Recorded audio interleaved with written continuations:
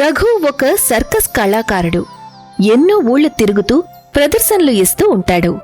అతని భార్య రంజన, 10 ఏళ్ల కొడుకు భీము కూడా అతనితో పాటు సర్కస్లో పనిచేస్తుంటారు. అలా వాళ్లు తమ జీవితాన్ని గడుపుతుంటారు. ఒకరోజు సాయంత్రం సర్కస్ అయిపోయాక రఘు కుటుంబం అందరూ సామానంతా వీపు మీద వేసుకుని మరో గ్రామానికి బయలుదేరతారు. నాన్నా, ఇప్పుడు మనం ఎక్కడికి వెళ్తున్నాం? తెలీదు బాబూ, ఇలా నడుస్తూనే వెళ్తాం. దారిలో ఏదైనా ఊరొస్తే ఒక వారం రోజులు అక్కడే టెంట్ వేసుకుందాం, అక్కడే భోజనం చేద్దాం, అక్కడే డబ్బు సంపాదిద్దాం. అలా వెళ్తూనే చాలా రాత్రవుతుంది. కాని వాళ్లకి ఏ గ్రామమూ కనిపించదు. ముగ్గురు అడవిని దాటేసి బాగా అలసిపోయి ఒక నది ఒడ్డున కూర్చుంటారు. ఏవండి, ఈ నది మన దారికి అడ్డుగా ఉంది. ఉండు, తప్పకుండా ఇక్కడ ఏదైనా పడవ ఉండుంటుంది. అదే మనల్ని నది దాటిస్తుంది. అలా చెప్పి వెళ్లి రఘు పడవ కోసం చాలాసేపు వెతుకుతాడు. కాని అతనికి ఒక్క పడవ కూడా దొరకదు. రఘు నిరాశ పడిపోయి తిరిగి వస్తాడు. ఎక్కడా ఎవరూ కనిపించలేదు. ఒక పడవ లేదు, ఒక మనిషి లేడు. ఏం చేద్దాం? మనం ఏ ఊరి నుంచొచ్చామో తిరిగి అదే ఊరికి వెళ్ళిపోదాం. పొద్దున్నే వస్తే పడవ దొరుకుతుందేమో. వద్దు, తిరిగి వెళ్ళిపోవడం కరెక్ట్ కాదు. ఈ నది ఒడ్డునే మనం టెంటు వేసుకుందాం, భోజనం చేసి పడుకుందాం, ఉదయాన్నే లేచి మనం బయలుదేరతాం. అలాగే, మీరు కట్టెలు ఏర్పాటు చేయండి, నేను వంట సంగతి చూస్తాను. రఘు కర్రలు తీసుకురావడానికి బయలుదేరతాడు. భీము నది ఒడ్డున ఆడుకుంటూ ఉంటాడు. రంజన వంట చేసుకునేందుకు ఏర్పాట్లు చేస్తుంటుంది.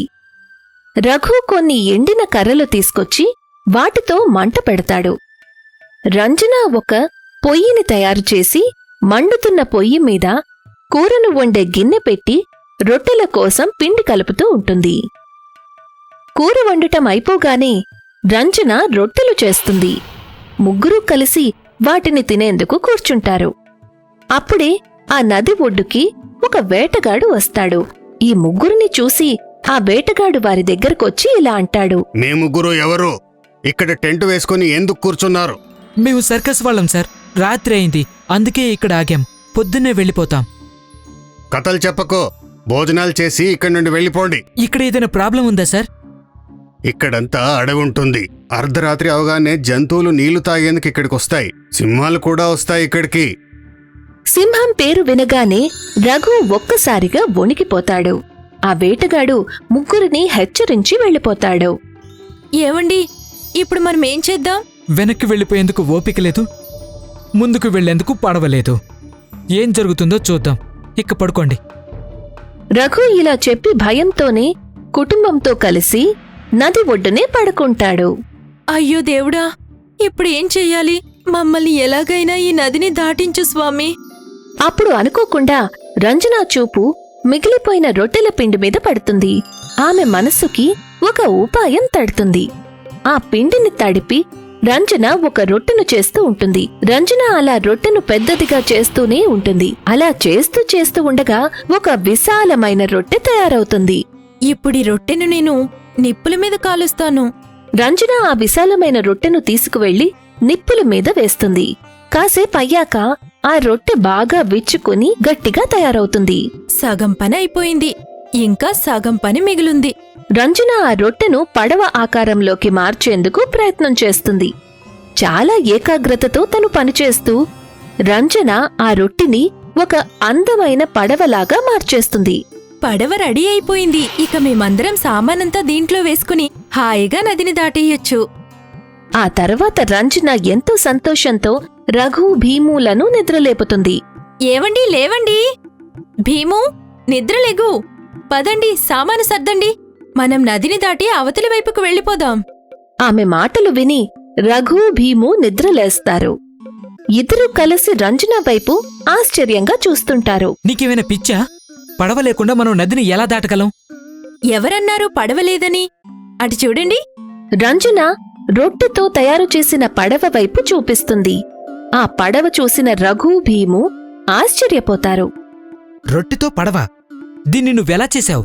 అప్పుడు హఠాత్తుగా వాళ్లకి సింహం గర్జించడం వినిపిస్తుంది. ఇంకేం మాట్లాడకండి, సింహం వస్తుంది.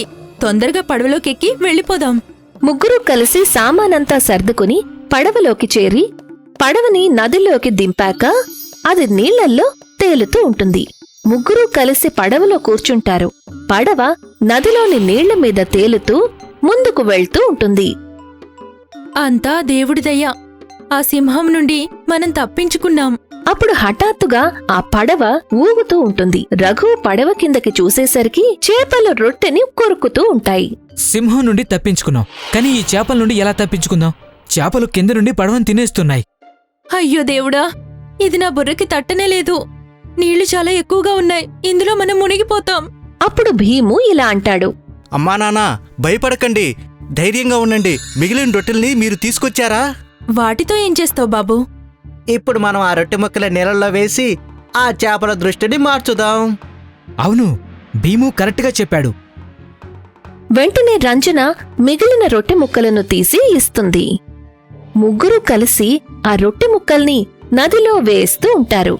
రొట్టె ముక్కల్ని చూడగానే చేపలు పడవని వదిలేసి నీటి మీదకి వచ్చి ఆ రొట్టె ముక్కలను తింటూ ఉంటాయి. ఆ విధంగా ముగ్గురూ కలిసి ఆ రొట్టె ముక్కల్ని నీటిలో వేస్తూనే వేగంగా ముందుకు వెళ్తూ ఉంటారు. అలా చేస్తూ వెళ్తూ ఉండగానే తెల్లవారిపోతుంది. వాళ్ళు ముగ్గురూ రొట్టె పడవ సహాయంతో నది అవతల వైపుకి క్షేమంగా చేరుకుంటారు. చిల్లంపూర్ అనే పేరు గల ఒక చిన్న గ్రామం ఉండేది. ఆ గ్రామంలో ఒక పెద్ద నది ఉండేది. ఆ నది ఒడ్డున మనోజ్ ఇల్లు ఉండేది. మనోజ్ పక్కనే ఉన్న గ్రామంలో ఉద్యోగం చేసేవాడు. మనోజ్ రోజు బోట్లో కూర్చుని నది దాటి పక్క గ్రామానికి ఉద్యోగానికి వెళ్లేవాడు. మళ్లీ సాయంత్రం బోట్లోనే కూర్చుని నది దాటి తన ఊరికి, తన ఇంటికి వచ్చేవాడు. ఒకరోజు మనోజ్ బైక్ కొనుక్కుంటాడు. బైక్ తీసుకుని ఇంటికి రాగానే అతని భార్య సరళ ఇలా అంటుంది. బైక్ ఎందుకు కొన్నావు? రోజు బోట్లోనే వెళ్ళి వస్తావు కదా, ఈ బైక్ ఖాళీగానే పడుంటుంది. అవును సర్లా, నేను ఆ విషయాన్ని ఆలోచించనే లేదు. ఈ బైక్ నీళ్ల మీద నడిస్తే ఎంత బాగుండేది కదా. అప్పుడు ఈ బైక్ వాటర్ బైక్ అయ్యేది, కానీ అలా కాదు కదా, మర్చిపో. సరళ మాటలు విన్న మనోజ్ మనసు వాటర్ బైక్ గురించే ఆలోచిస్తూ ఉంటుంది. తర్వాత మనోజ్ బైక్ తీసుకుని కాలూరామ్ గ్యారేజ్కి వెళ్తాడు. కాలూరామన్న, ఈ బైక్ ఖాళీగా పడి ఉంటుంది, దీన్ని వాటర్ బైక్ చేసి ఇవ్వు. మనోజ్ మాటలు విన్న కాలూరామ్ ఇలా అంటాడు. నీకేమైనా పిచ్చి పట్టిందా? దీన్ని వాటర్ బైక్గా మార్చడం మన ఇద్దరి వల్ల అయ్యే పని కాదు. దీన్ని ఎందుకు మనం వాటర్ బైక్గా మార్చలేము? స్విమ్మింగ్ చేసేటప్పుడు మనం ఏం చేస్తాం? నీళ్లను వెనక్కి తోస్తాం. అందుకే నీళ్లలో మనం ముందుకు వెళ్తాం. ఇది బైక్ కదా, ఇది నీళ్లను వెనక్కి ఎలా లాగుతుంది, ఎలా ముందుకు వెళ్తుంది? ఒక పంచేయి, ఈ బైక్ని నాకు అమ్మేసేయ్. మనోజ్ నిరాశపడి బైక్ తీసుకుని ఇంటికి వస్తాడు. ఇంటి ముందరే సరళ నిలబడి ఉంటుంది. సరళ ఇలా అంటుంది. మార్కెట్కి వెళ్ళి ఒక టేబుల్ ఫ్యాన్ తీసుకురండి. మనోజ్ మార్కెట్కి వెళ్లి టేబుల్ ఫ్యాన్ దుకాణంలోకి వెళ్తాడు. అక్కడ చాలా ఫ్యాన్లు తిరుగుతూ ఉంటాయి. దుకాణం అతను ఒక టేబుల్ ఫ్యాన్ తెచ్చి ఇలా అంటాడు. దీన్ని తీసుకెళ్ళండి. మొదటి బటన్ నొక్కగానే ఆకాశంలోని గాలి కూడా లాగేస్తుంది. 2, 3 బటన్లు నొక్కే అవసరమే మీకు రాదు. దుకాణందారు మాటలు వినగానే మనోజ్ బుర్ర ఫ్యాన్ లాగా పరిగెత్తుతుంది. ఒకవేళ ఇది గాలి పీల్చినప్పుడు నీళ్లు కూడా గాలి పీల్చుతాయి అనుకుంటాను. ట్రై చేసి చూస్తాను. బాగా ఆలోచించుకుని మనోజ్ 3 టేబుల్ ఫ్యాన్లు కొనుక్కుని తీసుకొస్తాడు. 3 ఫ్యాన్లు చూసి సరళ ఇలా అంటుంది. నేను ఒకే ఫ్యాన్ తెమ్మన్నాను కదా, 3 ఎందుకు తెచ్చారు? ఒకటి నీకోసం, రెండవది నా కోసం. ఆ తర్వాత మనోజ్ తన బైక్ 2 టైర్లు విప్పేసి వాటి స్థానంలో 2 టేబుల్ ఫ్యాన్లు ఫిట్ చేస్తాడు. ఫ్యాన్లు బిగించాను. ఇప్పుడు హ్యాండిల్ మీద బటన్లు ఫిట్ చేస్తాను. ఆ తర్వాత ఒక మంచి బ్యాటరీ కూడా ఫిట్ చేస్తాను. తొందరగానే అవి బిగించడం కూడా అయిపోతుంది. తర్వాత మనోజ్ బైక్ తీసుకొని నదిలోకి దిగుతాడు. బైక్ మీద కూర్చుని మొదటి బటన్ నొక్కుతాడు. అతను మొదటి బటన్ నొక్కగానే అద్భుతం జరుగుతుంది. ఫ్యాన్లు తిరుగుతూ నీళ్లని వెనక్కి తోస్తూ ఉంటాయి. ఇక బైక్ వేగంగా నీళ్ల మీద వెళ్తూ తేలుతూ ముందుకు వెళ్తుంది. అది చూసిన మనోజ్ సంతోషానికి హద్దులు ఉండవు. యాహూ, ఎంత బాగుందో ఇది! అలా 2 గంటలు మనోజ్ వాటర్ బైక్ తోలుతూ ఉంటాడు. అతను ఒడ్డుకి చేరగానే అక్కడ చాలా మంది అతని వాటర్ బైక్ ని చూసేందుకు ఎదురు చూస్తూ ఉంటారు. కాలూరామ్ కూడా కళ్ళు పెద్దవి చేసుకుని చూస్తుంటాడు. కాలురామ్, అనుకుంటే ఎంత గొప్ప పనైనా మన వల్ల అవుతుంది. గ్యారేజ్ అమ్ముకో, లేకపోతే నీ ప్రవర్తన మార్చుకో. మనోజ్ రోజు ఉదయం టేబుల్ ఫ్యాన్ బైక్ తీసుకుని నదిలోని నీళ్ల మీద తేలుతూ పక్క ఊరికి ఉద్యోగానికి వెళ్తూ ఉంటాడు. అదే వాటర్ బైక్ మీద ఇంటికి తిరిగి వస్తూ ఉంటాడు. సెలవు రోజుల్లో అతను తన భార్యని బైక్ మీద కూర్చోపెట్టుకుని నదిలో తిప్పుతూ ఉండేవాడు. మరోవైపు కాలురామ్ అహం దెబ్బతింటుంది. అతని ఖాతాదారులు కూడా అతన్ని మాటలంటూ ఉంటారు. కాలురామ్, ఆ మనోజ్ దగ్గర నేర్చుకో. అతను వాటర్ బైక్ కూడా తయారు చేశాడు. నీకేమో పంచర్ కూడా సరిగా వేయడం రాదు. కాలురామ్కి చాలా కోపం వస్తుంది. ఒకరోజు రాత్రి మనోజ్ ఇంటికి వస్తాడు. మనోజ్ వాటర్ బైక్ బయట పార్క్ చేసి ఉంటుంది. గాల్లో ఎగిరిపోతున్నావు కదా, ఇప్పుడు నీ బైక్ సిస్టమ్నే పాడు చేస్తానుండు. కాలురామ్ కోపంతో వాటర్ బైక్ 3వ బటన్ని నొక్కుతాడు. వెంటనే 2 ఫ్యాన్లు చాలా వేగంగా తిరుగుతాయి. తర్వాత ఆ బైక్ ఒక్కసారిగా కాలురామ్ని లేపుకుని గాల్లో ఎగరడం మొదలు పెడుతుంది. కాలురామ్ భయపడిపోతాడు. బైక్ని గట్టిగా పట్టుకొని అరుస్తాడు. కాపాడండి, కాపాడండి, మనోజ్ నన్ను కాపాడు. కాలురామ్ అరుపులు విన్న మనోజ్, సరళ బయటికి వస్తారు. కాలురామ్ని బైక్తో పాటు అలా గాలిలో ఎగరటం చూసి ఆందోళన పడతారు. ఏంటలా చూస్తున్నారు? నన్ను కిందకి దింపండి. అసలు బైక్ పైకి ఎలా వెళ్ళింది? దాన్ని ఏం చేసావు నువ్వు? నేను 3వ బటన్ నొక్కానంతే. సరళ, వీణ్ణి ఎలా కిందకి దింపాలి? సరళ ఆలోచనలో పడిపోతుంది. తర్వాత గట్టిగా ఇలా అరుస్తుంది. మీరు 1వ నెంబర్ బటన్ నొక్కండి. బైక్ మెల్లగా నేల మీదకి దిగిపోతుంది.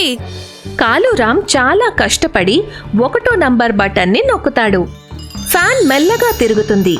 తర్వాత బైక్ మెల్లమెల్లగా నేల మీదకి దిగుతుంది. వెంటనే మనోజ్ ఫ్యాన్ ఆఫ్ చేస్తాడు. బైక్తో పాటుగా కాలురామ్ని కూడా పట్టుకుంటాడు. నన్ను క్షమించు మనోజ్, నీ బైక్ సిస్టమ్ పాడు చేద్దామని వచ్చాను, కానీ నా సిస్టమ్ పాడైంది. ఏది జరిగినా అది మన మంచికే జరుగుతుంది. నేనెప్పుడూ 3వ బటన్ నొక్కలేదు, కానీ ఈ రోజు నీ కారణంగా నాకు తెలిసి వచ్చింది. 3వ బటన్ నొక్కితే ఈ బైక్ గాల్లో కూడా తేలుతుందని. ఇంకేముంది, తర్వాతి రోజు మనోజ్ గాల్లో ఎగురుతూ తన ఆఫీస్కి వెళ్తాడు. ఫ్యాన్ 3వ బటన్ నొక్కగానే అతని బైక్ వాటర్ బైక్తో పాటు ఎయిరో బైక్ కూడా అయిపోయింది. అప్పట్నుండి మనోజ్ ఒకసారి నీళ్ల మీద నుండి ఒకసారి గాల్లో ఎగురుతూ జీవితాన్ని ఎంజాయ్ చేస్తూ ఉంటాడు.